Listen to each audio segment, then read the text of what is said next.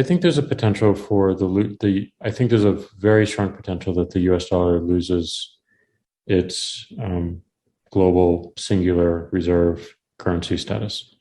And there may be a second one in the Chinese yuan. And there might be a third one in Bitcoin. And I think that's a net positive.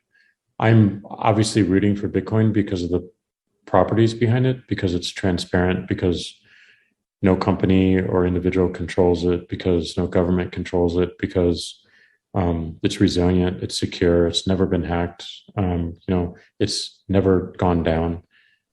That's what I want out of my money, but I want the transparency. I want it to be owned by the people as well. So having a world reserve currency that is owned by the people and developed in the way that Bitcoin is developed, I think is very, very powerful. And I think would be ideal for everyone on the planet, not to be controlled by the dominance of any one government's currency.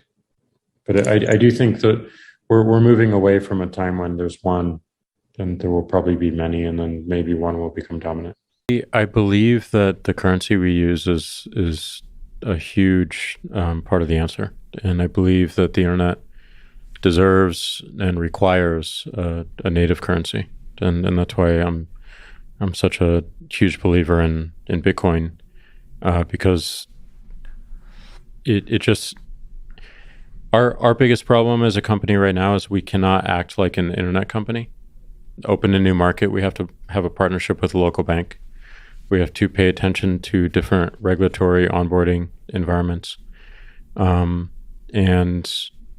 a digital currency like Bitcoin takes a bunch of that away, where we can potentially launch a product in every single market around the world, because they're all using the same currency. And we have consistent understanding of regulation and onboarding and what that means. So I think the internet continuing to be accessible to people is number one, and then I think currency is number two.